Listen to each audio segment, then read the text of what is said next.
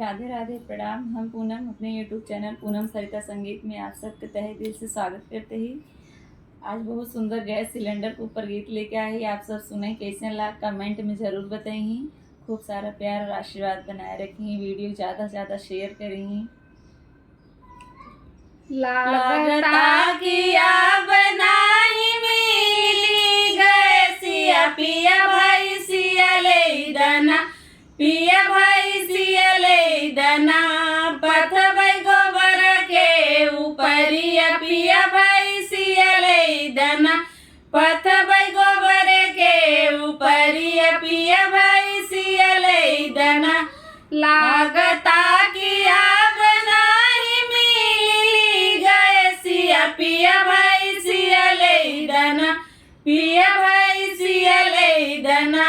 पथ भाई गोबर के ऊपरिया पिया भाई सिया ले दना पथ भाई गोबर के ऊपरिया पिया भाई सिया ले दना चूलिया से हमारा के दूर कैला मोदी जी अब डर लागता कि बानी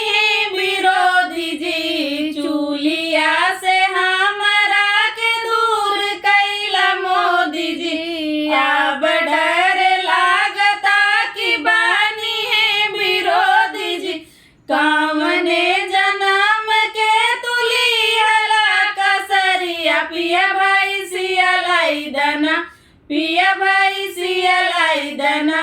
पथ भाई गोबर के ऊपरिया पिया भाई सिया लाई दना पथ भाई गोबर के ऊपरिया पिया भाई सिया लाई दना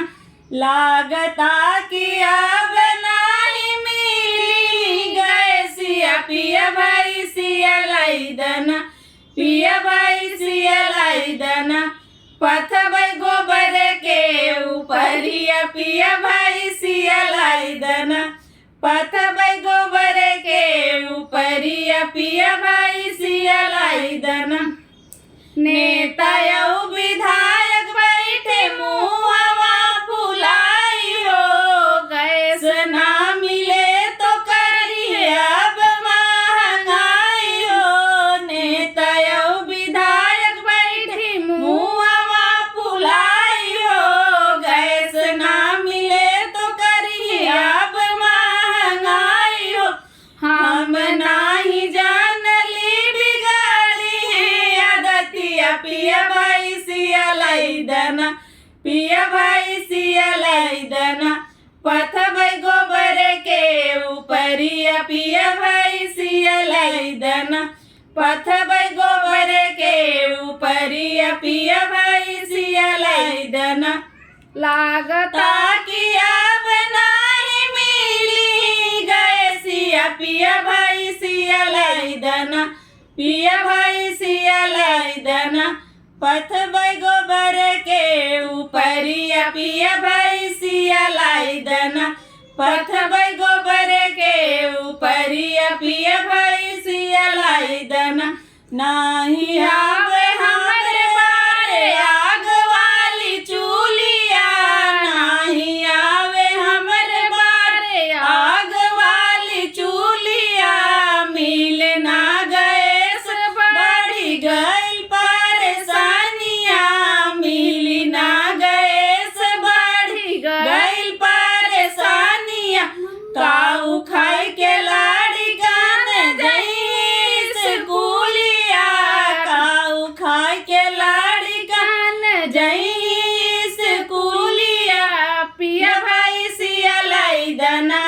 पिया भाई सिया लाई दना पथ भाई गोबर के ऊपरिया पिया भाई सिया लाई दना पथ भाई गोबर के ऊपरिया पिया भाई सिया लाई दना कैसन ऊ समैया रहे छूटल जाब चूलिया नाही जाने मूड़वा पे आई फिर भी बातिया कैसन ऊ समैया रहे छूटल जाब चूलिया नाही जाने मूड़वा पे आए फिर भी पातिया में सिलेंडर दई के बिगा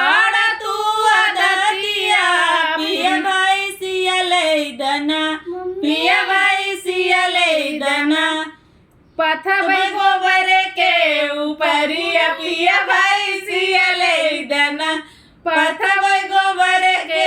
ऊपरिया पिया भैंसिया ले दना लागता किया बनाई मिली गैसिया पिया भैंसिया ले दना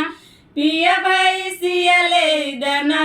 पथब गोबर के ऊपरिया पिया भैंसिया ले दना। ये गाना उनके लिए है जो कबू भैंस वैसी लगे ना जात रही ने भैंस वैस ना रखत रही ने मॉडल बन के रहत रही ने